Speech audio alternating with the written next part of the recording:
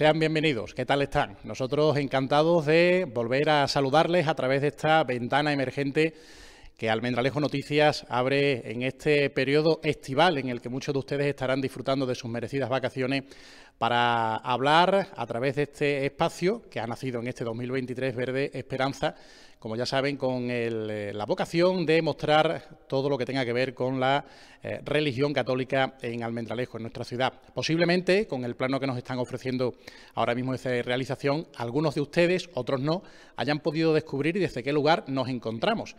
Exactamente, quien lo haya adivinado, nos encontramos en el santuario de nuestra patrona, la Santísima Virgen de la Piedad, más concretamente dentro de su museo devocional. Este edificio, inaugurado en el año 2005 y que vamos a conocer un poco más en este espacio que Almendralejo Noticias y su programa Verde Esperanza han querido dedicar en estos primeros días del mes de agosto, como no, a la dueña de los corazones de todos los almendralejenses, a la devoción por excelencia de todos los hijos de Almendralejo, a la Santísima Virgen de la Piedad. A lo largo de estos minutos vamos a profundizar en la historia de la devoción, de la aparición de la Virgen allá por 1507. Iremos repasando esos 500 años de historia, de devoción a la que es patrona de Almendralejo, y vamos a conocer también desde cuándo fue nombrada precisamente como patrona de la villa de Almendralejo. Para ello contamos en el día de hoy pues con unos invitados de excepción. Particularmente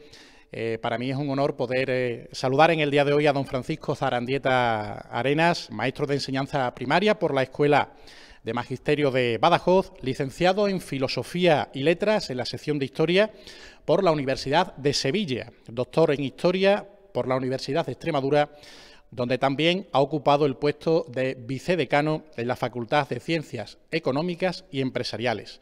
En 2008 fue nombrado por el Ayuntamiento de la ciudad como cronista oficial de Almendralejo. Sus estudios han ido dirigidos fundamentalmente a la historia de Extremadura y especialmente a la de Almendralejo. Profesor Zarandieta, muy buenas tardes. Muchísimas gracias por aceptar la invitación de Almendralejo Noticias y de Verde Esperanza y, como le he dicho, un placer para nosotros tenerle aquí en el día de hoy. Encantado de estar aquí con vosotros. Muchísimas gracias. A la izquierda de don Francisco Zarandieta, del profesor Zarandieta, pues una cara muy conocida, un colaborador habitual de nuestro espacio, nuestro amigo, nuestro colaborador, nuestro historiador de cabecera, don Ángel María Díaz Rodríguez, colaborador habitual de Verde Esperanza, profesor de enseñanza secundaria, amante de la historia de Almendralejo en general y en particular de la historia de esta ciudad relacionada con la religión católica, miembro también de la Asociación Histórica de Almendralejo. Don Ángel, bienvenido. Bien hallado. ¿Qué tal se encuentra usted? Pues muy feliz, principalmente porque, como tú bien dices, tengo a mi lado a quien es mi referente.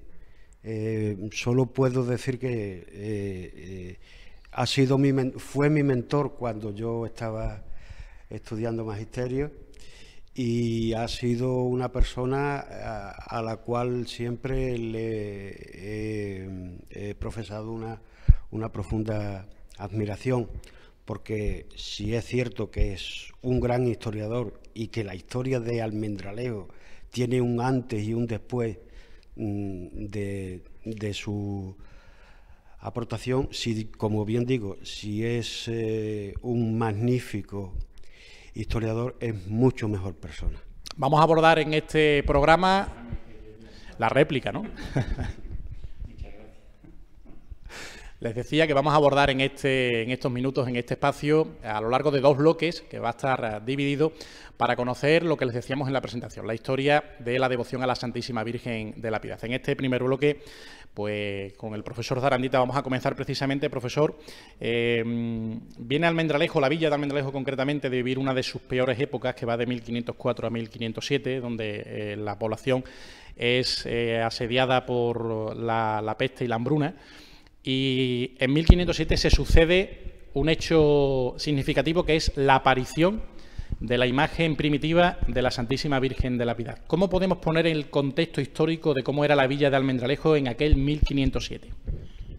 Pues como bien dices, la villa de Almendralejo venía todavía no era villa, era aldea de Mérida, pero venía de pasar unos tiempos calamitosos porque la meteorología no había acompañado a los labradores y tampoco pues la salud. Decían los cronistas de la época, no los de Almendralejo, que no lo sabía, pero sí los de otros lugares, que el camino del hambre bajaba de Castilla hasta Andalucía buscando los granos que llegaban al puerto de Sevilla. Y por el mismo camino, pero en sentido inverso, desde Andalucía hacia Castilla, pasaba la pista de la peste.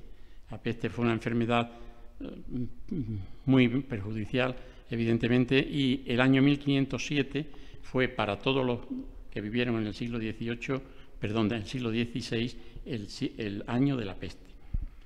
Entonces, tenemos noticias de esa posible aparición e inicio de la construcción de la imagen, de la ermita, en 1507, por hechos posteriores, porque no hay ningún dato de aquel año. Almendralejo pertenecía a la Orden de Santiago, los visitadores de la Orden de Santiago venían cada 3 años aproximadamente a ver cómo iba esto, y tenemos la de 1503, la villa tenía unos 440 vecinos. Tenemos luego la de 1508, lamentablemente incompleta, y la de 1511. Y en la de 1511 ya sí se hace referencia a algo que debiera haber estado en la de 1508. Y es que, aparte de las 3 ermitas que ya tenía desde finales del siglo XV, la ermita de Santa Lucía, la ermita de Santa María de Cora y la ermita de los Mártires, pues en 1507 debieron comenzar otras 2 ermitas, la de San Marcos y la de Nuestra Señora de la Piedad, porque a las 2 hace referencia en 1511 como que se están construyendo. ¿Cuál podríamos decir, profesor Zarandita, que sería la devoción principal de Almendralejo en aquel 1507, antes de que apareciera la imagen de la Santísima Virgen de la Piedad? Bueno, como todo lugar que pertenecía a la Orden Militar de Santiago, pues San Marcos era un referente en todos los lugares. La prueba es que también en el año 1507, como he dicho, pues empieza la construcción de la ermita de San Marcos. Y luego la Virgen, estaba Santa María de Cora, pero la Virgen de la Piedad no hay noticias anteriores. ¿Cómo podemos contar de manera resumida la historia de la aparición? Porque, si mal no recuerdo, se habla de varias versiones. ¿Cuál es la oficial o oficiosa? ¿Cuál podemos dar por pues cierto, válida? Sí, hay varias versiones. En una de las primeras novenas impresa en 1851 nos cuentan los gozos de la Virgen, y allí se dice que el año de 1507 se descubrió y sepultada se halló de esta iglesia en los cimientos, y se narra un poco la protección que la Virgen, pero ya estábamos en 1851. Lo asombroso es cómo en 1851 daban esa noticia, a no ser que conocieran pues esos documentos que hemos dicho antes, que estaban perdidos de 1508. La idea básica es: el labrador labraba la tierra, trabajaba, y era un labrador devoto, y oyó una voz, no sé si oyó una voz que le decía piedad, pensando la imagen que estaba bajo tierra, que le iba a dar con la azada en la mejilla y la iba a destrozar, o esa voz es la voz del labrador, que cuando la encuentra se asombra y dice piedad. Lo que fuera, el nombre fue Nuestra Señora de la Piedad. Las distintas versiones de las leyendas pues nos hablan de cómo el labrador fue a ver al párroco, a contarle lo que le había sucedido, el hallazgo de una imagen, que la quedaron allí, que la imagen desapareció y volvió a su lugar de donde había procedido, y que en vista de esto pues se pensó: lo que quiere la Virgen, lo que quiere la imagen es que aquí se le haga un templo, se le haga una ermita. Y así fue. Y así fue. Comenzó, lo primero fue que el ayuntamiento, como mandador de la orden santiaguista, pues era el que nombraba los mayordomos y los encargados de las distintas ermitas, y comenzó en 1811. Ya se nos dice que hubo un mayordomo que se llamaba Juan Esteban, que estaba al cuidado de la ermita y que fue, dice textualmente, el que la principió. A Juan Esteban en 1511 se le dice que aquello no es una ermita decente y que la derribe y construya otra mejor. Empiezan a surgir limosnas, se construye muy despacio. Los datos de 1515 nos dicen que está ya construida una pequeña capillita, no nos dicen nada de la imagen.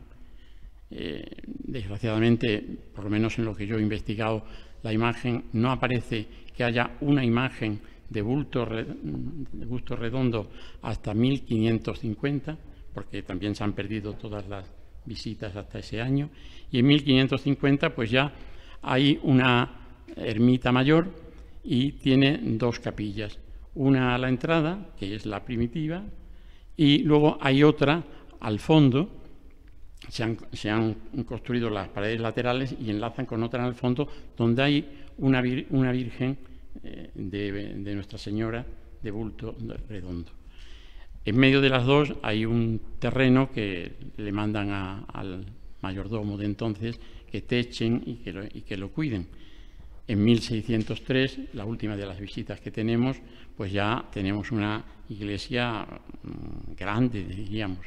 Ya tiene 3 naves, las 3 cubiertas con bóvedas de crucería, y tiene un portal con unas gradas. Ya nos iríamos a la última reforma, tal como ha llegado a nuestros días prácticamente la ermita, o por lo menos tal como la conocemos desde el pasado siglo XX. Profesor Zarandieta, ha traído usted precisamente unos planos, en los cuales vamos a mostrar a cámara, donde se aprecian desde la izquierda, como lo están viendo ustedes en pantalla, a la derecha, la evolución que nos ha venido contando el profesor Zarandieta en esta intervención de cómo ha ido evolucionando este templo desde su primera construcción, una planta cuadrada prácticamente, hasta llegar a la imagen de la derecha, donde pueden ustedes apreciar lo que es la planta real a día de hoy. Quizás haya sido, y también fijándonos un poco en el plano, profesor Zarandieta, la restauración o la reestructuración más importante que ha sufrido el templo a lo largo de su historia, ¿no? Sí, evidentemente fue hacer un templo de una sola nave a un templo con un crucero. Se mantienen las dos primeras naves tal como estaban antiguamente, pero luego se hace un crucero, se hace un camarín, que yo sé que los almendralejenses la mayoría lo conocen, pero no me canso de decir que deben de conocerlo más, porque es un camarín precioso, con una simbología mariana maravillosa, hecha en el siglo XVIII, a principios del siglo XVIII, y es cuando se ponen también, o por lo menos se empiezan a poner nuevos, 2 retablos laterales, uno dedicado a San Pedro y otro dedicado a San Blas. El de San Pedro es, si miramos al frente del presbiterio, el que está a mano izquierda, sabemos que es San Pedro porque tiene la tiara papal y las llaves de San Pedro, y porque allí estuvo una imagen de San Pedro. Pero aquella imagen debió de deteriorarse, y entonces en un determinado momento, finales del siglo XVIII o principios del siglo XIX, en una otra ermita que tenía la villa, que era la de San Roque, allí estaba San Roque. Aquella ermita se derribó, posiblemente en la Guerra de la Independencia, y la imagen de San Roque vino a cubrir ese retablo en la ermita nuestra de la Virgen de la Piedad. Y entonces por eso está allí San Roque. Curiosamente, desde 1834, la noticia que tengo más próxima, los 2 patronos de la villa están en la ermita, en el santuario de Nuestra Señora de la Piedad, porque San Roque fue patrono de Almendralejo incluso antes de ser nombrada patrona la Virgen de la Piedad. Vamos a darle paso a Ángel Díaz, que le veo con ganas de intervenir. Ángel, a lo largo de estos 5 siglos de devoción mariana a la Santísima Virgen de la Piedad, ¿qué tipo de cultos ha recibido la imagen? Bueno, independientemente del culto, supongo que diario, que siempre los almendralejenses tuvieron a la patrona, pues digamos que el más identificativo a su devoción por parte de los almendralejenses la novena. Precisamente me acaba de comentar don Francisco que hay noticias de una primera novena de 1625, ¿no? 57. 1657. 1657. Tenemos, si Gonzalo es tan amable, noticia de otra novena de 1733, precisamente a la finalización, si no de todas las obras, sí por lo menos a lo que se diría la consagración del tiempo, puesto que se produce una novena del 8 al 17 de septiembre de 1733, en el que se coloca, por decirlo así, la imagen de la Virgen junto con San Pedro y con San Blas. Y ya digo, la novena es el culto interno por excelencia, bueno, interno, ya hablaremos de eso más adelante.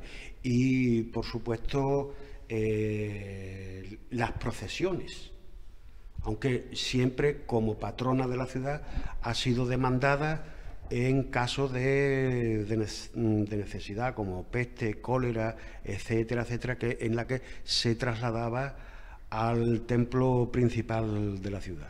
En esta línea del tiempo que suponen estos 516 años de devoción a la imagen de la Santísima Virgen de la Piedad, y en todos estos cultos y costumbres de los que acaba de comentar ahora mismo Ángel, hay una fecha clave, la de 1949. ¿Por qué, Ángel? Bueno, sí. A ver, es una fecha clave porque, bueno, si bien en 1948 se estrena el nuevo paso de Herrera y Feria, tallado y estucado en Sevilla, y se estrena también en ese año, en el 48, un nuevo manto de una donación. El 49 es digamos un antes y un después en la devoción. ¿Por qué? Porque se dan diversas circunstancias.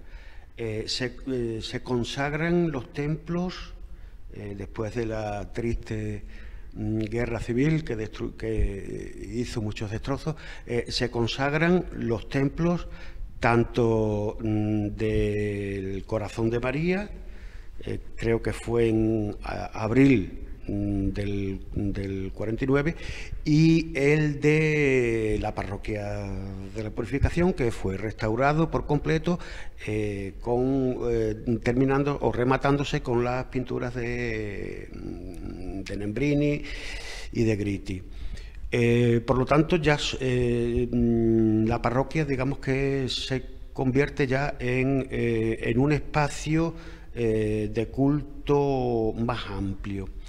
Viene en ese año, viene la Virgen de Fátima, que yo es la manifestación religiosa más importante que he podido constatar en Almendralejo, puesto que se cifra en 20.000 las personas que salieron a la calle cuando vino la Virgen de Fátima en 1949. O sea, Almendralejo tenía en aquellos tiempos 21.000 habitantes aproximadamente. Si la prensa no miente, estaba prácticamente todo el pueblo en la calle. Estaba todo el pueblo en la calle. Y por circunstancias que nosotros creemos que es por cuestión de espacio, aunque también hay otras connotaciones, se decide que la novena de la Piedad, que antes se celebraba en su propia ermita, se celebre ya con el templo consagrado en la parroquia de la Purificación. Se produce la primera procesión de bajada, aunque el año anterior, con motivo del estreno del paso y del manto, hubo una procesión de bajada, entre comillas, el 14, se le rezó una salve junto a la parroquia y se subió. Ese año es cuando ya se establecen las procesiones de bajada y de subida, que han tenido fluctuaciones. Y también es importante porque, vamos, es la conclusión que yo he sacado, al ser más multitudinaria la novena en el templo de la Purificación,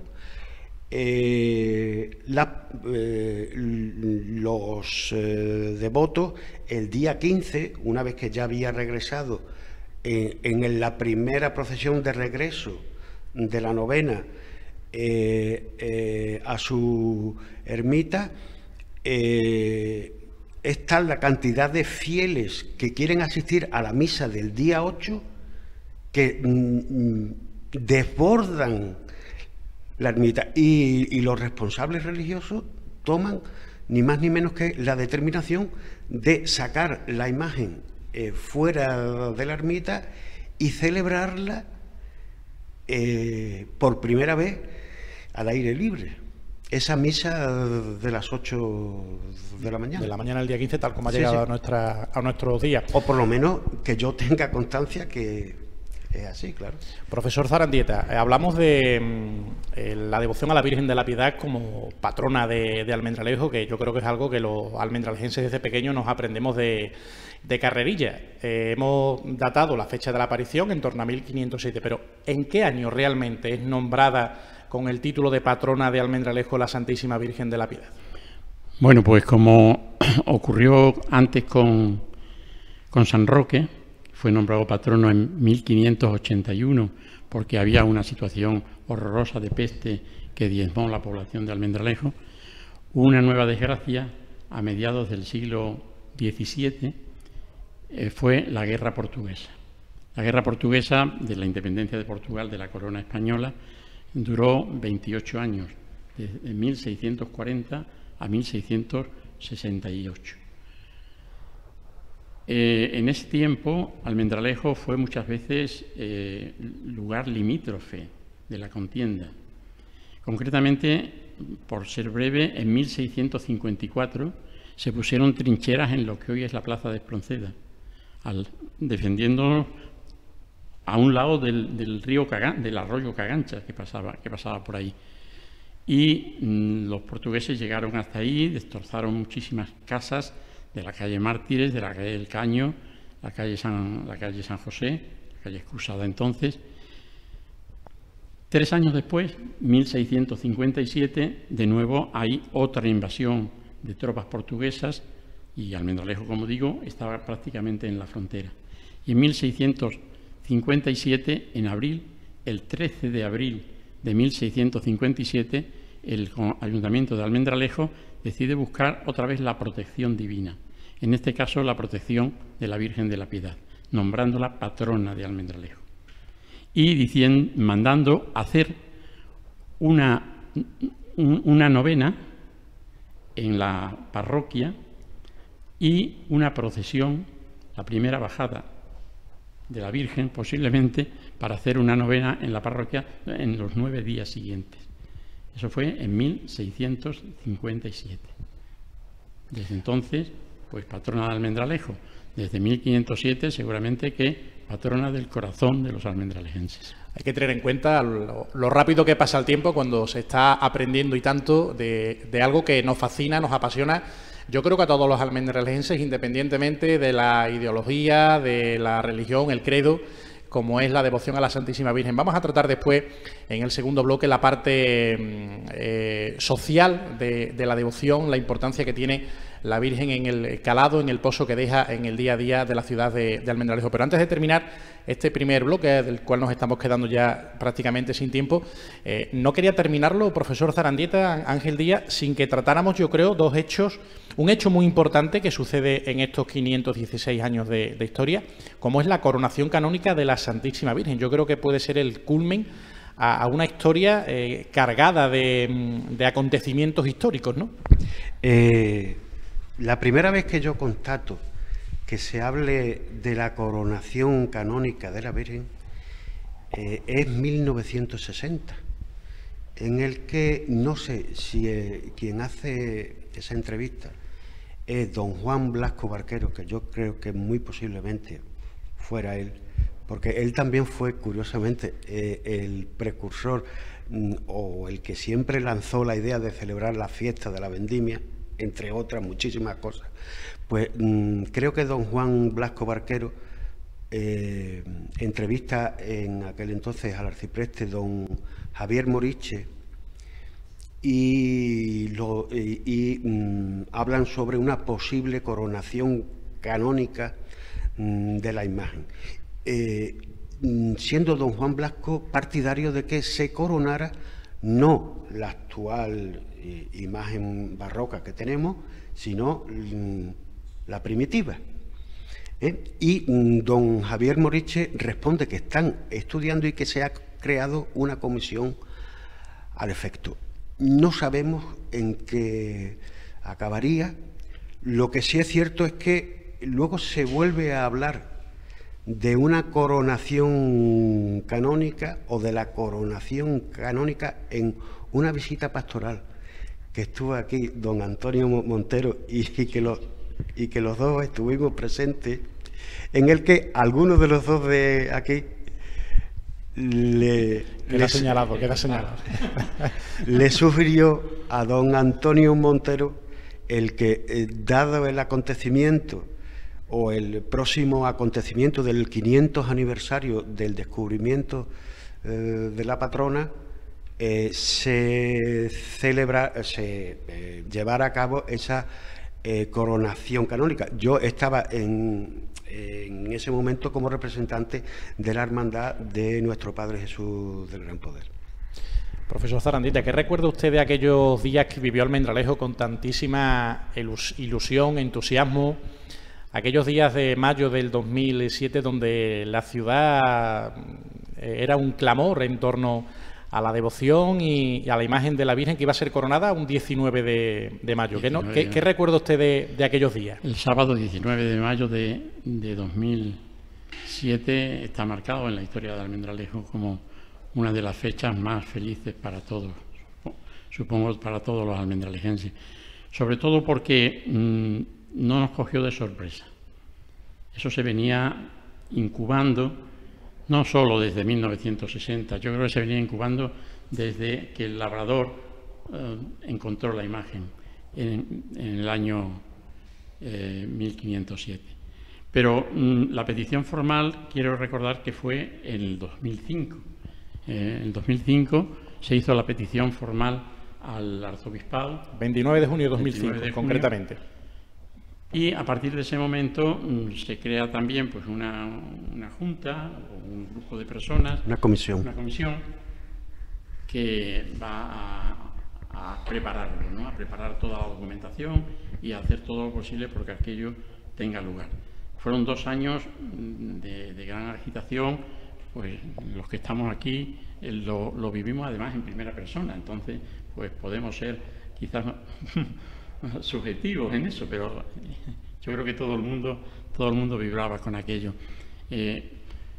Fueron años en los que hubo pues un congreso mariano, hubo una exposición de vírgenes en la ciudad, hubo solidaridad con los más necesitados, como aquellas jóvenes de Tanzania, hubo solidaridad con la patrona, porque esas coronas que se lucen están fundidas de materiales que han dado los almendralejenses. Y bueno, cada vez que nos reuníamos, pues aquello era pues un pasito hacia adelante, ¿no? Había que poner las 2 placas estas que están al lado de de la entrada del santuario, haciendo recordar el hecho. Había que hacer muchas cosas, sobre todo pues había mucha alegría. Yo creo que fue un día maravilloso, salió un día estupendo, aquel sábado de mayo, y todos lo vamos a recordar mientras vivamos. ¿Qué recuerdo le trae el nombre de Tobías Medina Cleón? Bueno, pues el nombre de Tobías Medina me trae 30 años de recuerdos, porque fueron 30 años de convivencia.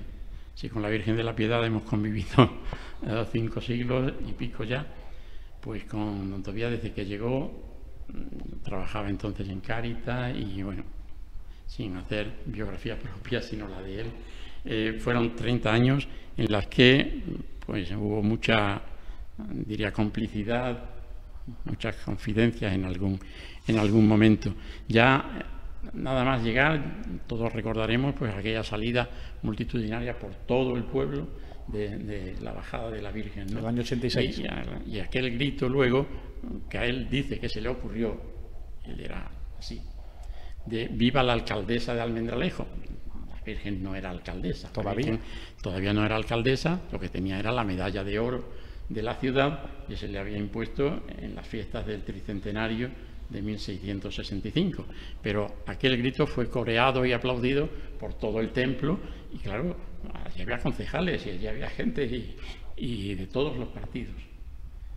Y al poco tiempo, pues le fue concedido el título de alcaldesa de Almendralejo. Pero además de eso,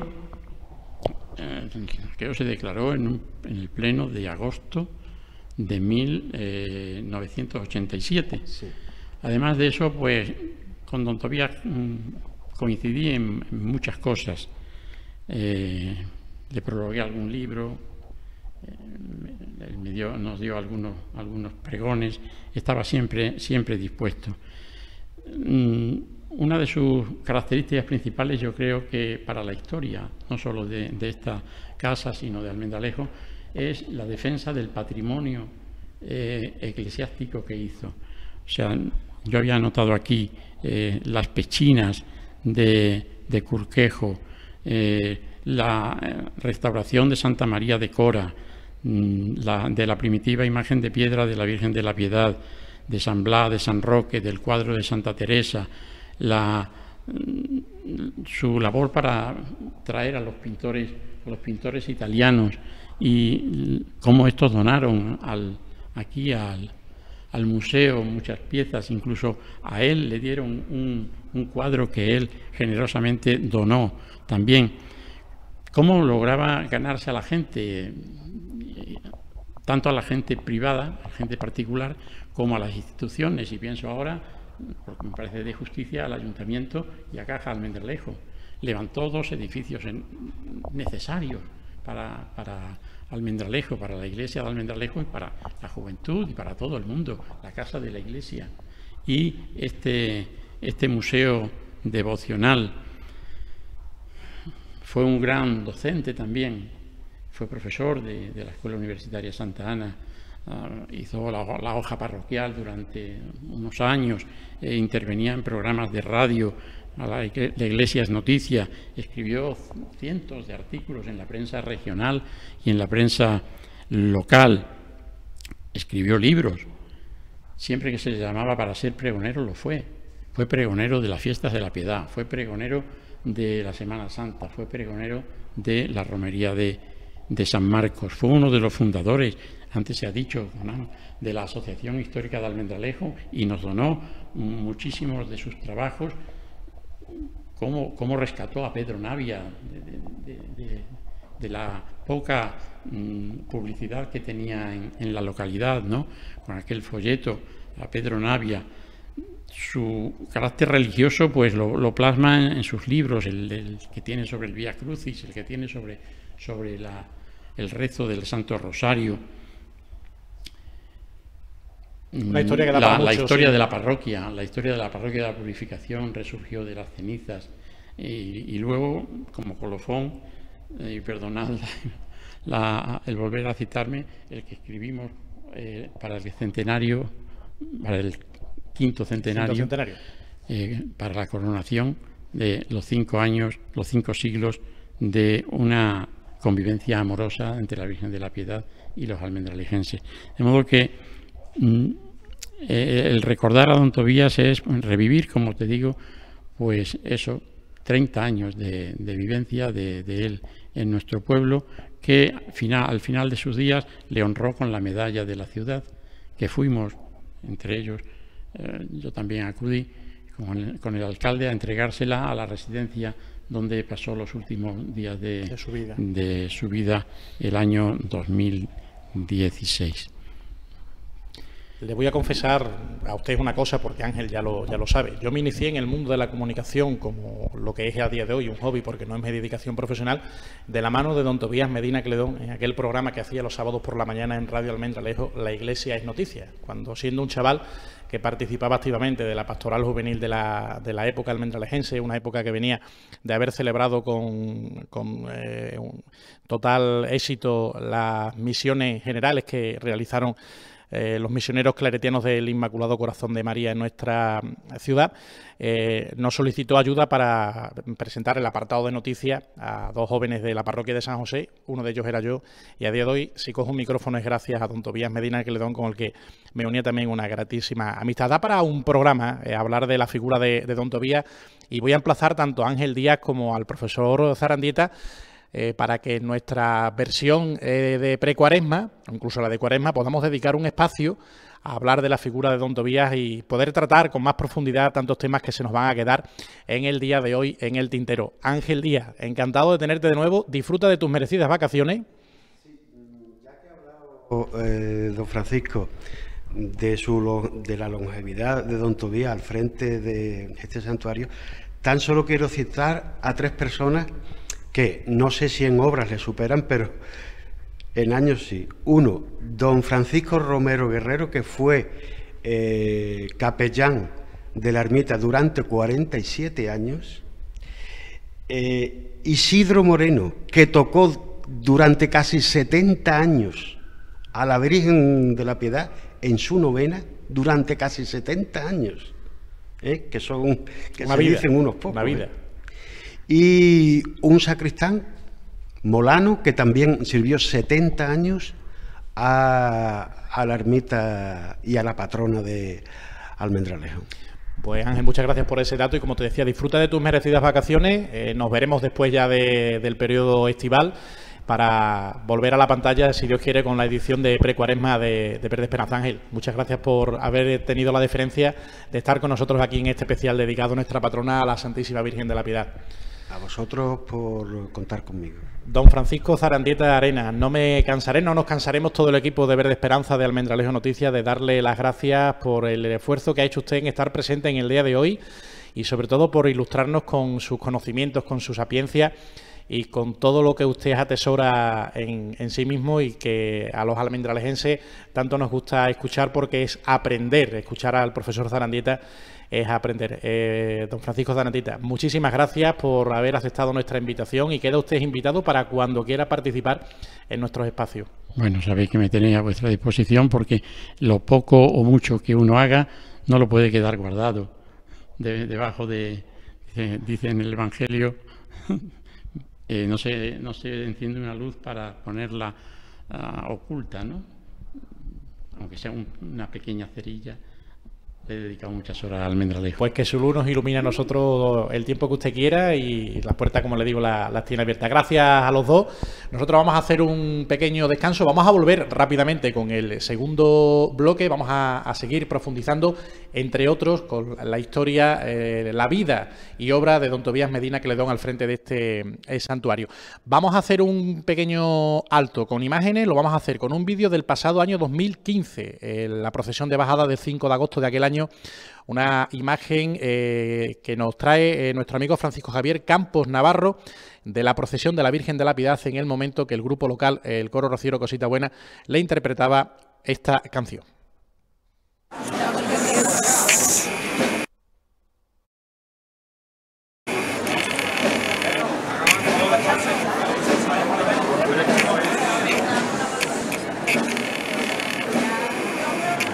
Vale.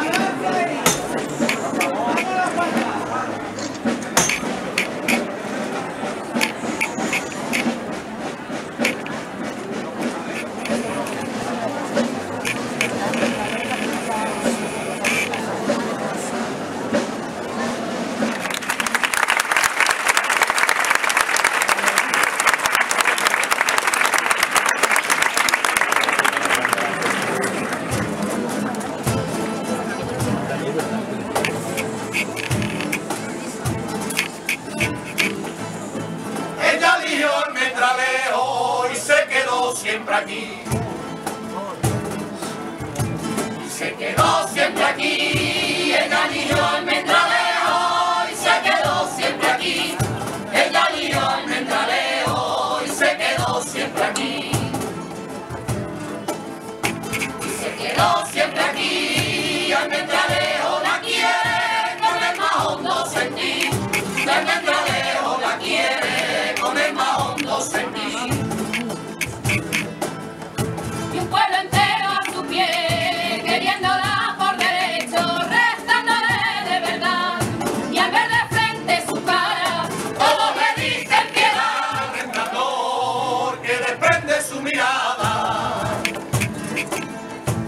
que desprende su mirada, es tan grande el resplandor que desprende su mirada, es tan grande el resplandor que desprende su mirada. Que desprende su mirada y en los campos de su pueblo se refleja su palabra, y en los campos de su pueblo se refleja su palabra. Y un pueblo entero a su pie, queriéndola por derecho, restándole de verdad, y al ver de frente su cara, todos le dicen piedad. La torre de los almendros, altanera y maravilla. Altanera y maravilla, la torre de los almendros, altanera y maravilla. La torre de los almendros, altanera y maravilla. Altanera y maravilla, se rinda ante tu grandeza y en tu ermita se arrodilla. Se rinda ante tu grandeza y en tu ermita se arrodilla. Y un pueblo entero a su pie, queriéndola por derecho, restándole de verdad. Y al ver de frente su cara, todos le dicen piedad.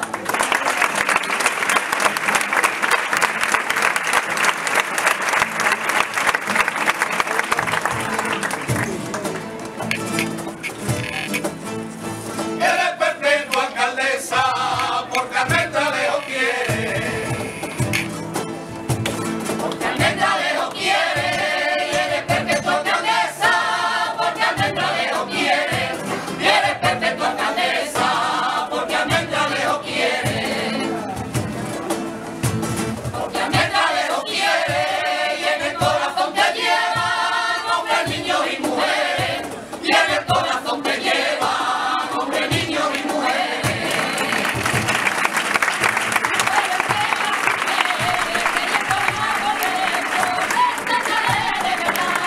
Y a ver de frente su cara, todos le dicen piedad. Aquí seguimos desde el Museo Devocional del Santuario de la Santísima Virgen de la Piedad en nuestra ciudad, en Almendralejo, en este programa especial dedicado a la patrona de la ciudad, a la Virgen de la Piedad, en estos días del mes de agosto, donde se va a convertir en la auténtica protagonista de la vida social, cultural y, por qué no, también festiva de la capital de Tierra de Barros. Abrimos este segundo bloque y en él vamos a abordar una parte importante, que es el papel que juega tanto la devoción como la imagen a la Santísima Virgen de la Piedad en la sociedad almendralejense, en el día a día de una ciudad que vive por y para la devoción a esta imagen mariana que le rendimos culto muy cerquita de donde nos encontramos haciendo este espacio, justamente pues a unos metros de donde se encuentra ubicada en su camarín. Como ya verán en las imágenes, tenemos con nosotros a dos nuevos invitados, en este caso a quien nos ha abierto las puertas de este recinto, de este museo devocional, que es don Juan Antonio Noriego Higueras, presbítero y rector del santuario desde el año 2008. Don Juan Antonio, muchísimas gracias y bienvenido. Aunque darle la bienvenida a su casa es un poco reiterativo, ¿no? Esta casa es la casa también vuestra y de todos. La mía. Yo la administro y tengo la responsabilidad sobre ella, pero mía no es. Por lo tanto, es también tuya, es suya y de todos los que nos están viendo ahora mismo. Muchísimas gracias. A la izquierda de don Juan Antonio ya pueden ver también a Alonso Álvarez Colchón, también habitual en la ventana de Almendralejo Noticias y de Verde Esperanza, nombrado el pasado año 2022 como coordinador general de las procesiones de la Virgen de la Piedad, aunque se va a estrenar en el cargo este año 2023. Alonso, bienvenido, buenas tardes. Buenas tardes, don Alonso. ¿Qué tal? ¿Cómo se encuentra usted? Muy bien, muy bien. ¿Nervioso Gracias. ante lo que se le avecina en estos próximos días? Bueno, ya estas últimas horas estoy mirando ya varias cosas, refinando, pero bueno, tranquilo porque sé que la cosa va a salir estupendamente. Dándole continuidad al primer bloque que iniciamos con la presencia del profesor Zarandieta y con la de nuestro historiador de cabecera, nuestro colaborador Ángel María Díaz, vamos a tratar con Alonso y con don Juan Antonio la parte de la devoción desde el punto de vista más social. Por ello, don Juan Antonio, la historia de Almendralejo y de la devoción a la patrona, a la Santísima Virgen de la Piedad, la entendemos como algo indivisible. La una no tiene sentido sin la otra. ¿Qué supone la Virgen de la Piedad en la vida social, cultural y, por qué no también decirlo, empresarial de nuestra ciudad? Bueno, pues yo creo que si damos un pequeño paseo por Almendralejo y somos observadores, la Virgen de la Piedad no solamente está en las medallas que cuelgan de los pechos o en los llaveros o en las plaquitas de los coches, sino que cuando usted menos se lo espera, pues ve un rótulo con un anuncio en donde el establecimiento lleva por nombre Nuestra Señora de la Piedad, o le pasa por delante un coche, por ejemplo de autoescuela, donde se anuncia como autoescuela Nuestra Señora de la Piedad, o pasa también una furgoneta con dulces y magdalenas donde se anuncia Nuestra Señora de la Piedad, o incluso lleva un buen retrato puesto. ¿Y eso qué significa? Pues eso significa que las personas de Almendralejo llevan su fe en la Virgen de la Piedad allí donde ellas viven, se mueven, actúan. Y entonces, de ese sentido, tenemos que decir que evidentemente la devoción a la Virgen está presente en las distintas actividades sociales, culturales, de cualquier tipo y sobre todo económicos también, de Almendralejo. En la vida diaria de un templo devocional mariano, de la importancia que tiene en el que nos encontramos hoy, con el peso específico que tiene la devoción a la Santísima Virgen en nuestra archidiócesis, cobra especial interés la labor de su rector, don Juan Antonio. ¿Nos puede explicar en qué pilares se sustenta su labor como rector de este santuario? Sí, eso es fácil. Me gustaría hacer una pequeña explicación porque han estado ustedes hablando de la historia de esta Santa Casa a raíz del hallazgo de la imagen de la Virgen.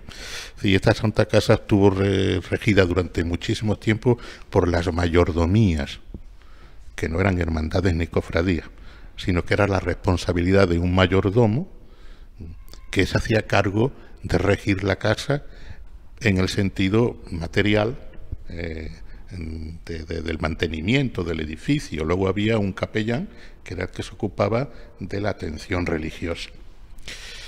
Esto, como ustedes muy bien han dicho, se interrumpe en el 1946, después de la Guerra Civil,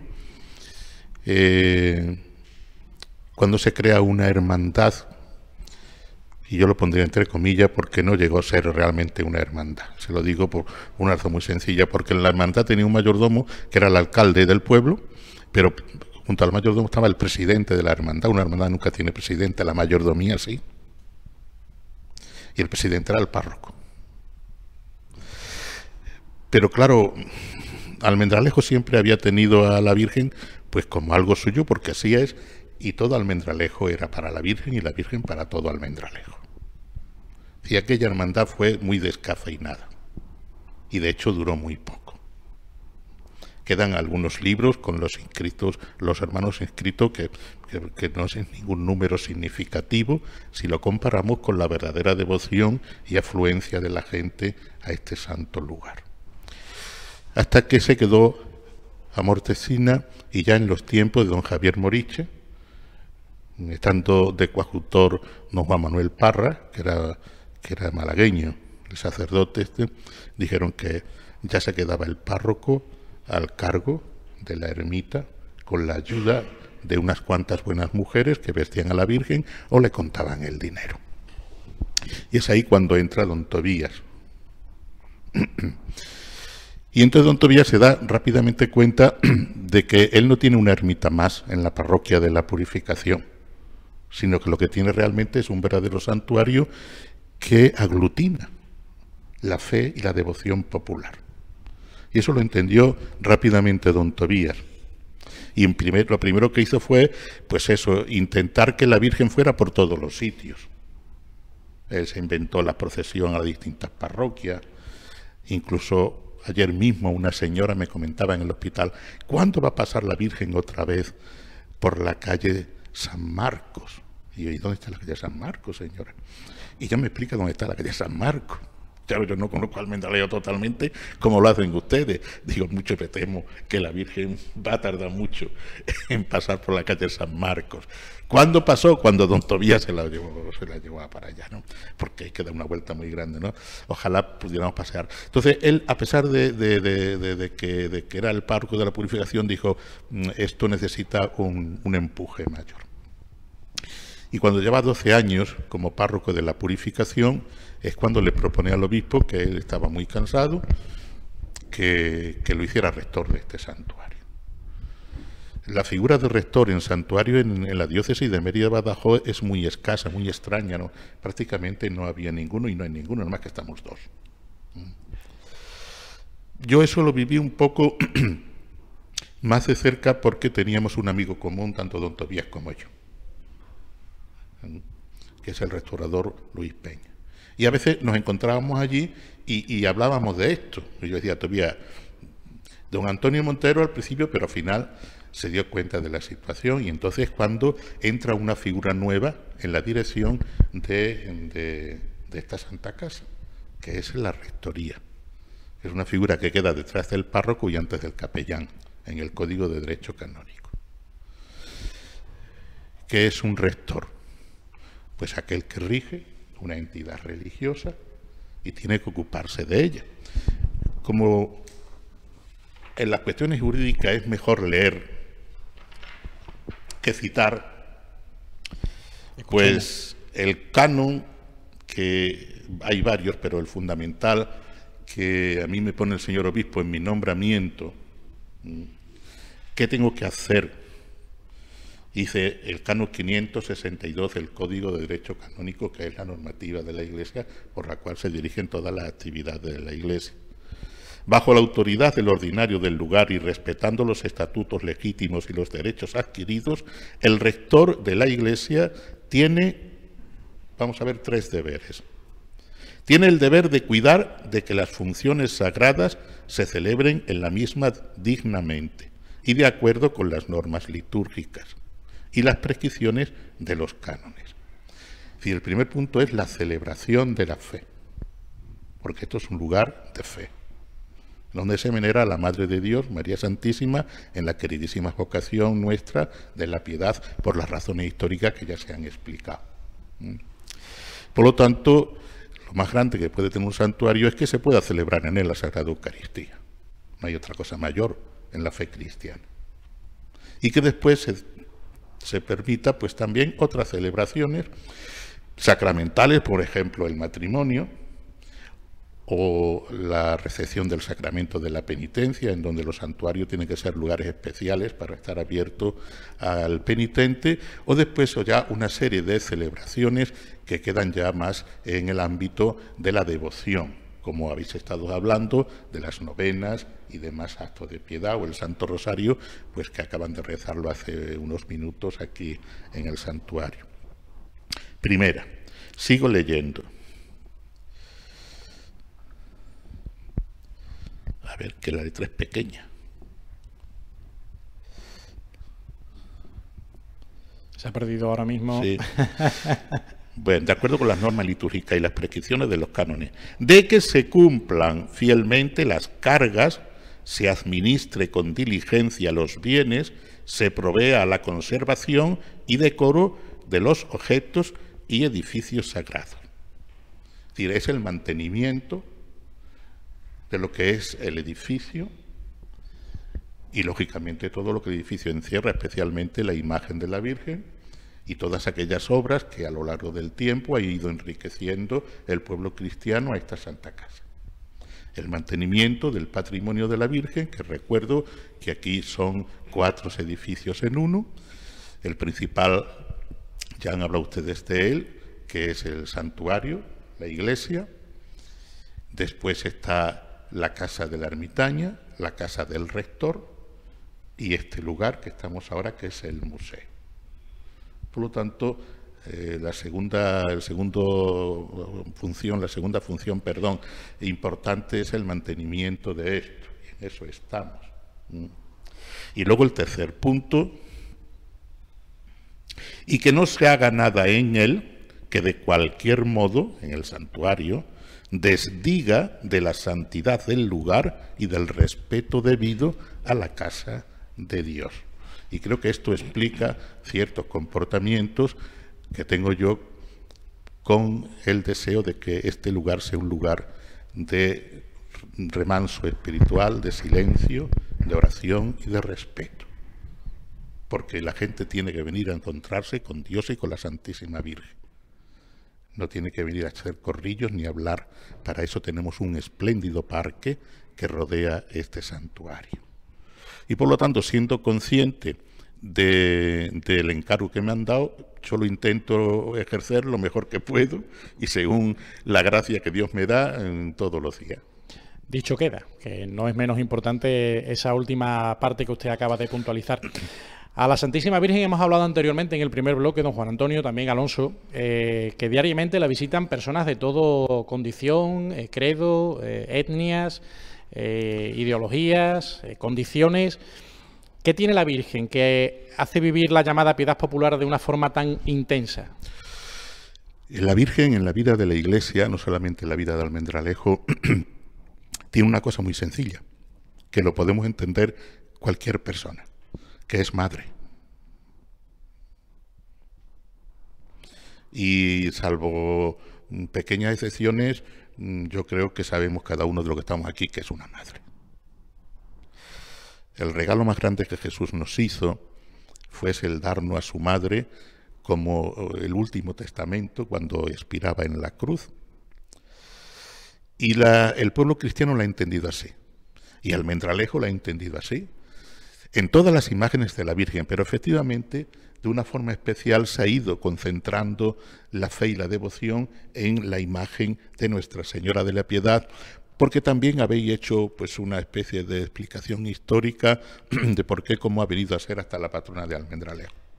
Entonces la gente viene a ver a su madre y a necesitar de su madre y a buscar el refugio en su madre, el apoyo en su madre y a dar la gracia porque sabe que se ve acompañada durante la vida por su madre.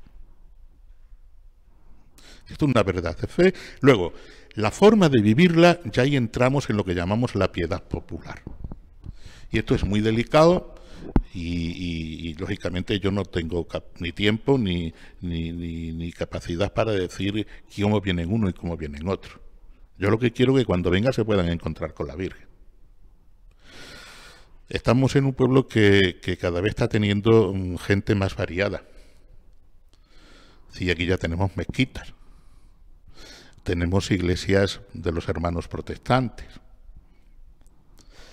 Tenemos iglesias ortodoxas, que la hemos facilitado la diócesis para que los hermanos cristianos ortodoxos puedan tener un sitio digno de reunión y de celebración. Tenemos al Orden del Reino, Testigos de Jehová, y no sé si alguna pagoda, pero bueno, pronto la tendremos si no la tenemos. ¿Qué significa? Que todo ese abanico de creyentes, pues también están viendo qué sucede en Almendralejo. Y están viendo que hay un sitio de referencia continua de fe y de religión, como es, además de los templos parroquiales, como es el Santuario de la Piedad. Y claro, de vez en cuando te encuentras la sorpresa de que te encuentras en el santuario alguien que no esperabas encontrarte. Que me llame a mí un día una señora en mi casa que quiere hablar conmigo, yo la recibo y lo primero que me espeta es que es protestante. Bueno, yo la acojo con muchísima educación, que puedo servirle, dígame usted. Entonces la mujer pues se abre, necesitaba a alguien a quien contarle algo importante de su vida, no tenía conocimiento, estaba recién venida a Almendralejo, pero se daba cuenta de que la gente venía aquí y de que aquí había un sacerdote. Y entonces llamó a la puerta de la Virgen de la Piedad y yo la atendí. y por supuesto con muchísimo gusto y alegría. Otras veces me he encontrado dentro, pues, a hermanos orientales ortodoxos, además se nota rápidamente porque ellos se santiguan 3 veces y al revés que nosotros, en el sentido horizontal del hombro y derecho al izquierdo, ¿no? Y bueno, y vienen y rezan también porque son amantísimos de la Santísima Virgen los hermanos ortodoxos. Y de hecho le debemos al arte ortodoxo las tipologías marianas de la representación de la Virgen, que eso es un asunto artístico que se puede hablar en otra ocasión. Y también me he encontrado pues a mujeres árabes, incluso en el caso desagradable de una vez en que el marido la encontró aquí o la buscó aquí y se la llevó casi a rastra, cuando la encontró en una iglesia cristiana. Es decir, que el sitio donde el ser humano va en busca de ayuda, de respiro, donde va en busca de silencio, de paz, pues atrae también a otros. Entonces, ¿quiénes vienen? Vienen todos los hijos de Dios. ¿Cómo vienen? Como quieran venir. Aquí la posibilidad que hay que darle que venga, que se encuentren con la posibilidad de encontrarse con la Santísima Virgen y a través de ella con Dios y con los demás también. Y eso es lo que yo quiero preservar para que no se interrumpa ni se altere en lo que es el ámbito de oración y de silencio de la Virgen de la Piedad. Pero evidentemente la Virgen de la Piedad para los almendralejos es esa fe grande en su madre, en donde viene a parar todo, y como nosotros tenemos muchas necesidades por dentro y por fuera y necesitamos el apoyo, pues venimos a donde sabemos que tenemos que venir, a la casa de nuestra madre, que es donde vamos siempre, recurrimos siempre todos. Alonso, desde el punto de vista de ciudadano de Almendralejo, de cristiano creyente practicante y que visita a la Virgen diariamente, ¿cómo se vive esa piedad popular de la que acabamos de hablar ahora con don Juan Antonio a pie de calle, a nivel, por llamarlo de alguna forma, de usuario? Yo creo que don Juan Antonio lo ha explicado muy bien. Todos cuando venimos a visitar la Virgen de la Piedad, venimos a visitar a nuestra Madre, a pedirle, a rogarle, a darle, porque muchas veces también venimos a darle gracias. ¿Cómo podemos medir el nivel de devoción o de sentimiento que cada uno le pone en esa visita? Eso, la Iglesia, en la religiosidad popular, es muy difícil de medir.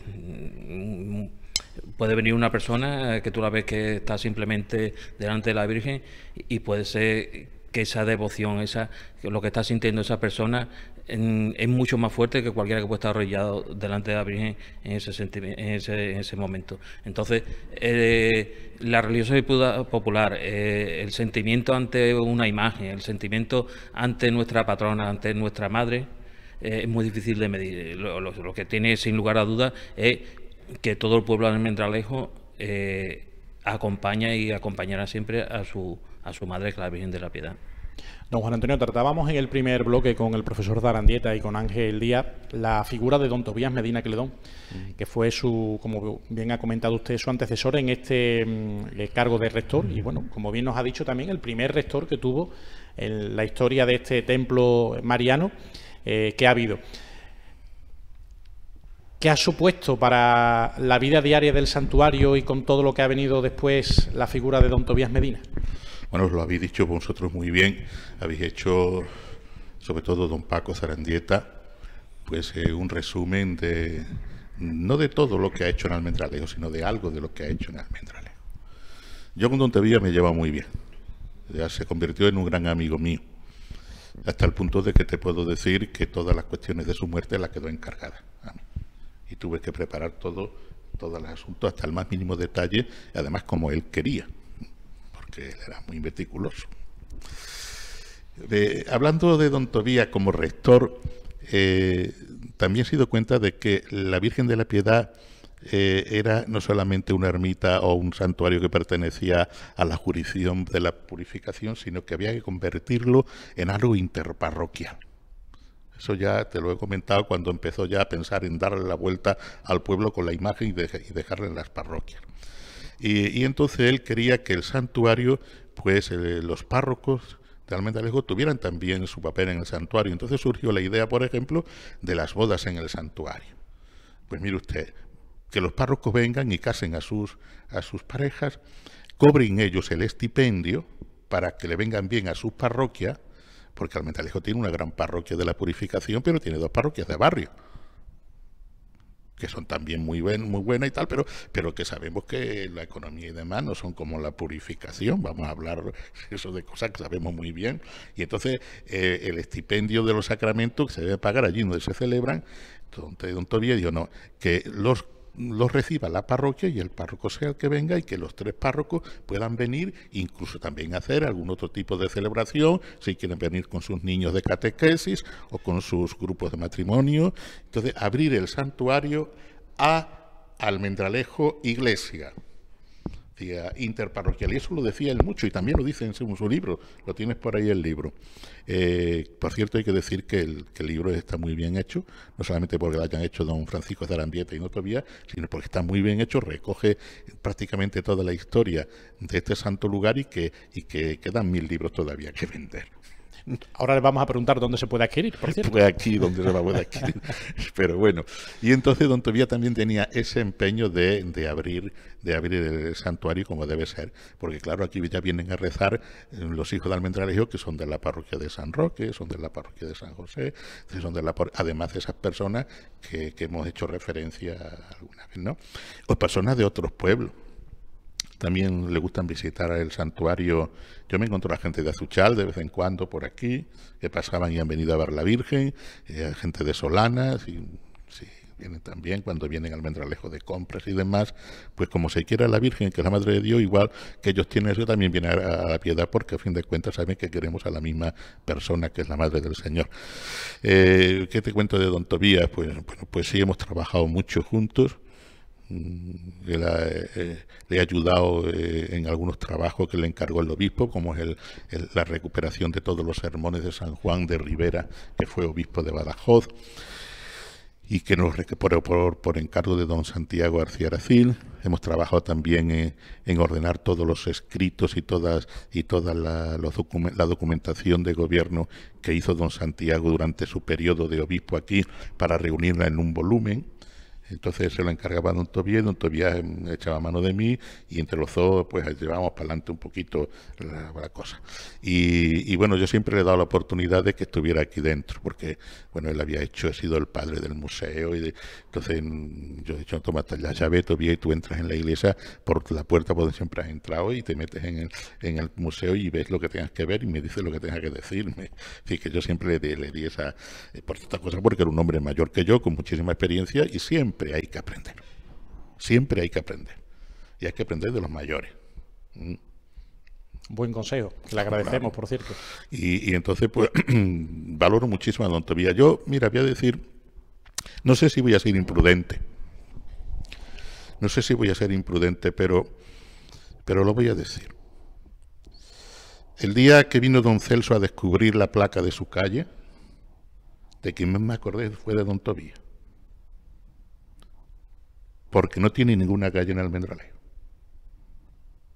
Y yo creo que ha hecho bastante por Almendralejo como para tener una calle. Pero como dice aquel de que no tiene padrino no se bautiza, pues a nadie apadrinó a don Tobías para que se le ponga una calle en Almendralejo. Bueno, es una opinión mía, muy arriesgada, pero yo la asumo. Yo me acordé mucho de don Tobías. Ahí está el mensaje, por parte del rector actual del santuario de... Yo me acordé de él, digo, porque es que don Tobías se dejó mucho aquí. Y de hecho no quiso irse de aquí, y dijo, yo me quiero enterrar en el cementerio de Almendralejo, y que mi nicho sea de la Virgen de la Piedad, y cuando haga falta por un desgraciado que me metan también con él. Y eso está puesto por escrito, porque tengo yo toda su testamenturía hecha no ante un notario, sino él la hacía ante Dios. Después, Juan Antonio, carta y no la abra hasta que yo muera. Juan Antonio, carta, y me tenía de cartas ya don Tobías. Hay testigos de esa documentación, evidentemente, y entonces él se quedó aquí por eso. ¿Bien? ¿Qué decirme de don Tobías? Si era un personaje muy especial. Hablando, don Juan Antonio, de este recinto en el que nos encontramos, que nos acoge en el día de hoy el santuario, ¿pudo ser esta de las muchas cosas que don Tobías hizo, como usted bien ha dicho en el preámbulo a esta intervención, que serían innumerables, porque hizo muchísimo en sus años de dedicación desde el 86 que llega a nuestra ciudad? ¿Puede ser esta la obra culmen, por llamarlo de alguna forma, a todo su periplo sacerdotal en Almendralejo? Pues no lo sé, yo diría que no. Está en el conjunto del santuario, en el conjunto de la coronación de la Virgen y en el conjunto de toda la parte que ha hecho él de mantenimiento del santuario. Sí, a mí me ha tocado otra parte de mantenimiento que es menos lucida, pero que es igualmente o necesaria o más necesaria que las otras. Pero yo, como no suelo dar esto, pues algún día hablaremos de ella. Algo digo en una entrevista que me han hecho, para la revista de la feria. Algo digo sobre eso.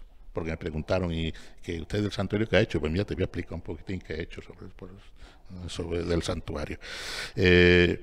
El santuario esto es un acierto de don Tobías, aunque ciertamente pues lo estoy manteniendo como puedo. Porque me dicen, ay, pues tenía usted que tener unos letreritos, no sé qué, y mire usted, yo tengo que mantener esto. Y hay unas cosas que son prioritarias. Y el mantenimiento del santuario y de su patrimonio está antes que el museo. Ya me cuesta mantener el museo como está. Si el día de mañana podemos hacer una museografía nueva y corregir algunas cosas, pues se harán.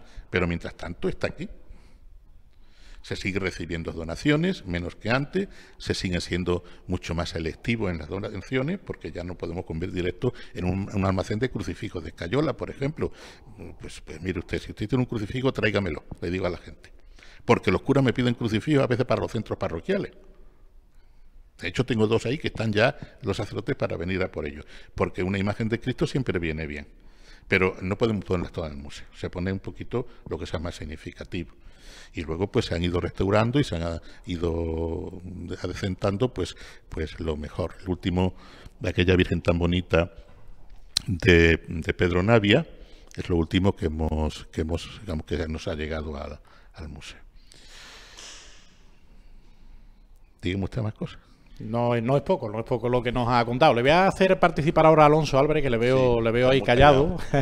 Estoy muy interesado con lo que está diciendo don Juan Antonio, porque es el que tiene que hablar en esta ocasión. Pues ahora te voy a hacer yo una pregunta a ti, Alonso, y creo que va directa a tu corazón. ¿Qué es para ti la Virgen de la Piedad? Hombre, eso es como preguntarle qué es para ti tu madre. Entonces yo creo que la misma pregunta está respondida. Todos tenemos nuestro sentimiento hacia la imagen, no hacia la imagen, sino hacia la representación de lo que representa realmente la imagen, la devoción, fe, esperanza, el hombro de nuestros lloros, la esperanza de nuestra vida, es todo. Es todo. No podríamos vivir sin ella, evidentemente. Tú que has sido durante muchísimos años, si no me corriges, hasta el año pasado costalero de la Santísima Virgen, este año te va a tocar seguir todo desde otra posición, desde otro prisma. ¿Esto te carga de mayor responsabilidad o ser costalero de la Virgen también imprime una responsabilidad? Hombre, por supuesto que es otro tipo de responsabilidad. Tú cuando te metes de portador llevando a la Virgen, evidentemente estás acompañado por una serie de personas que intentamos realizar el trabajo lo mejor posible, siempre bajo los mandos del capataz, que es realmente el que lleva el paso. Mi nuevo título de coordinador un poco de las procesiones de Nuestra Señora de la Virgen de la Piedad, es un poco enlazar todas las pequeñitas cosas que están alrededor de la procesión, digamos, música, digamos, recorrido, digamos, capataces, digamos, costaleros, en fin, todas esas pequeñas cosas, pues intentar unirlas y que sea una persona solo el que lleve todo o dirija todo en esos momentos. Al igual que ha pasado en nuestra Semana Santa, la Eucaristía de Costaleros también afectó a las procesiones de la Santísima Virgen de la Piedad, y durante algunos años, sobre todo después del periodo de la pandemia, ha habido que pedir de manera extra colaboraciones para poder completar los turnos de costaleros. Pero este año todo ha cambiado, Alonso. Gracias a Dios. no hemos llevado la gran sorpresa, bueno, cuando en tiempo de la pandemia, del COVID, sabemos que supuso un antes y un después dentro de tanto de la Semana Santa como a la hora de portar los pasos y eso. La gente cogieron miedo, nos ha costado muchísimo trabajo de llegar a quitarnos ese miedo de encima. Hoy en día contamos con muy buena salud, pero este año ha sido impresionante. Este año ha sido impresionante, sin hacer ningún tipo de llamada, porque la realidad no hemos hecho ningún tipo de llamada, nada más que, oye, tal día empezamos los ensayos, esto, lo otro, y como ha sido tal cantidad de gente que, bueno, tenemos hasta problemas de la gente que tenemos. Ya para el año que viene tenemos nuevas ideas, habrá que inventarse un nuevo grupo porque tenemos gente suficiente y un grupo especial que, bueno, ya con el tiempo se sabrá, pero inimaginable, y ya te digo, sin hacer ningún llamamiento. Y bendito problema. Eso es un regalo que le ha dado a la Virgen y un trabajo que le ha hecho al cura. Sin duda alguna. Pero es cierto, porque yo no dejo de vender medallas este año, ¿eh? Eso es otra buena señal. Sí, es que es impresionante. Otro año no visto apurado. Sí, por ejemplo, el número aproximado de personas que llevan el paso son 30, 32. Estamos metiendo este año hasta 17 por varar, o sea, 34 personas. Pero es que tenemos el problema de que tenemos hasta 40 personas. ¿Cómo lo hacemos? Entonces, el paso, don Juan Antonio. Son los problemas. No, el problema es reunirlos a ellos y decirles, oye, mira, queremos que todos participéis, poneros de acuerdo vosotros, quién hace un relevo, quién hace otro, en fin, y la gente colabora y... Ha tenido una idea muy buena este año. A mí no se me había ocurrido, ¿no? La verdad no se me había ocurrido. Claro, yo no soy mucho de hermandad y demás porque vengo de pueblos chicos. Y era decir, vamos a empezar los trabajos con una oración a la Virgen de los Costaleros. Digo, hombre, pues mira, la verdad es que vas a empezar bien. Y yo creo que eso ha movido un poquito también. Ha movido la moral, sí. Evidentemente, son todos pasitos que se dan, pasitos a pasitos. No, pero son pasitos importantes. Evidentemente, yo estaba, bueno, cuando el anterior coordinador Álvaro Ortiz, en fin, que... una bellísima persona, amigo íntimo mío, la trabajamos muchísimo durante muchísimos años. Yo he intentado de seguir sus pasos, pero claro, también intentando poner algo mío. Sí, se ve. Entonces, yo creo que los resultados se están dando ahora. No digo ni que sean mejores ni que sean peores. Los resultados los estamos obteniendo ahora. Pues sí, ciertamente.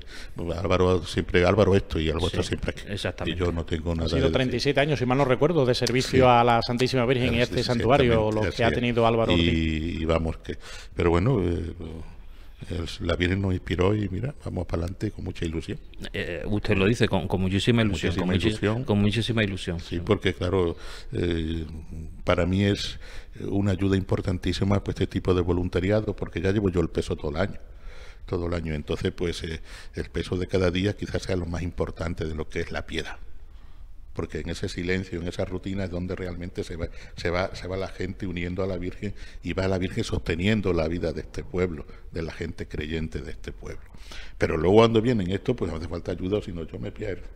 Y tengo un equipo muy serio y muy bueno, por lo cual le doy gracias a la Virgen. Me ha puesto usted la pregunta en la puerta, porque bueno, le iba precisamente a comentar que nos hablara de esas otras personas de la Virgen. Ya hemos hablado. Que sabemos que las hay y que son, como usted bien dice, muy importantes en el día a día de este santo lugar. Que aparece también en la entrevista que me hizo, por ahí está Rodrigo, y quiero recordarte que tú también has sido una de esas personas y lo eres también, porque cada vez que necesito recurro a ti. Acuérdate que cuando teníamos que preparar las misas del atrio y yo me perdía con las músicas y los músicos y decía, Alonso, aunque últimamente te tengo un poquito a cositas buenas, porque hemos adoptado una fórmula que nos vino con la pandemia, que llegará a cambiarse también, como es natural. Pero tú me echaste una buena mano y me echas una buena mano cada vez que te lo pido. Entonces, junto a eso aquí tenemos a otro gran colaborador, que es don Francisco Zarandieta, del coordinador, que es el grupo de asesor, que nos reunimos cuando hace falta últimamente con esto, pero nos reunimos cuando hace falta y ellos me orientan y me dicen por aquí sí, por aquí no. Está un jurista que es Paco La Moneda, está don Francisco Zarandieta, está don Adolfo de Cáritas y 4 fieles seglares de uno de cada parroquia. Pero además de eso está el equipo de camaristas, y que viste a la Virgen con Pedro a la cabeza, Mamen, Tony y un grupo de hombres, y de algunos de ellos ya han muerto. Por ejemplo, tenemos a Juan Rosado o Francisco, que veía un poquito más abajo, enfrente de la puerta del Parque del Vendimiador, no recuerdo. Isidro vive, gracias a Dios, pero ya no puede. Nos queda Domingo, pero se van añadiendo más gente. Tenemos por ahí, don Juan Antonio, una fotografía, si Gonzalo Vaca nos puede pinchar, en la que salen muchísimas de esas personas a las que usted nombra. Una fotografía que tienen hecho en el patio del santuario con la imagen de la Santísima Virgen de fondo. Vamos a poder verla después. Bueno, pues sí, mira, una forma de recordarlo y de agradecerle todo lo que hicieron por la Virgen.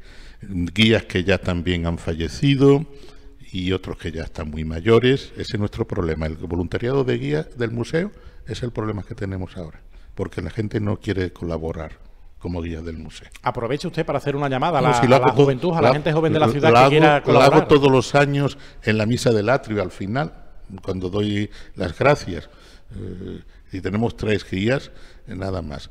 Y luego están pues el grupo de limpieza, están los grupos de rezar el rosario, los grupos que ayudan a preparar, y el grupo de la procesión, que coordina aquí don Alonso, con 4 capataces más. Y que es un equipo de unas 30 personas o más, que realmente pues son una ayuda magnífica y que trabajan por el cariño a la Virgen. No hay otra cosa que mueva esos sentimientos.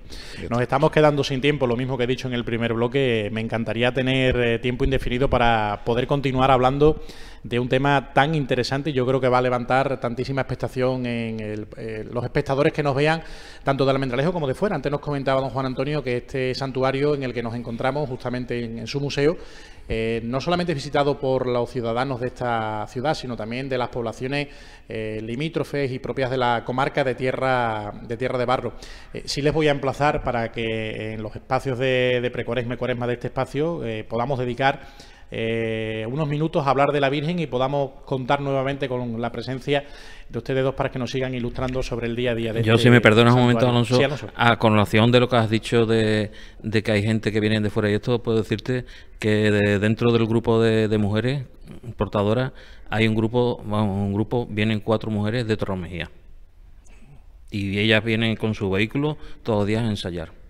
Un hecho a destacar. Alonso, también, como le hemos comentado a don Juan Antonio, esa llamada pública para, en este caso, captar personas jóvenes que se quieran adherir a ser guías voluntarios de este santuario. En el caso de costaleros, ya con miras al próximo 2024, alguien que esté viendo este espacio que quiera adherirse al grupo de costaleros de costalera, ¿qué debe hacer? Nada, presentarse aquí en el santuario, o bien ponerse en contacto con don Juan Antonio, con cualquiera de los capataces, o conmigo mismo, y sin problema. Aquí damos acogida a todas las personas que quieran ser portadores de la Virgen.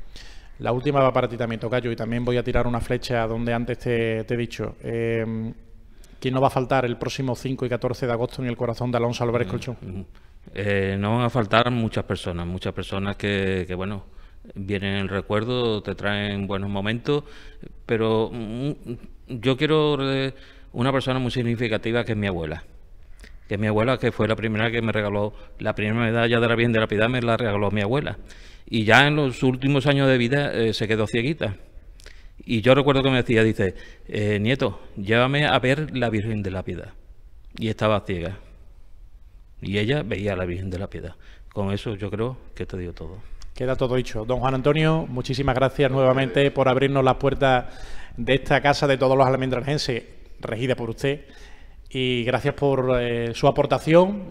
Como le digo, tiempo tendríamos que tener mucho para poder hablar largo y tendido de algo tan interesante en el día a día y en la vida social, cultural y sobre todo de fe, de espiritualidad, como es este santuario y todo lo que le concierne. Don Alonso Álvarez Colchón, también muchísimas gracias a usted por atender nuestra llamada y que vaya todo genial, tanto el 5 como el 14, también el 15, que tenemos el acto de la misa a las 8 de la mañana, no menos importante, que quizás sea el acto de piedad popular, en cuanto a misas me quiero referir, más numeroso de cuantas se puedan celebrar en la ciudad. Sí, posiblemente sea el más numeroso.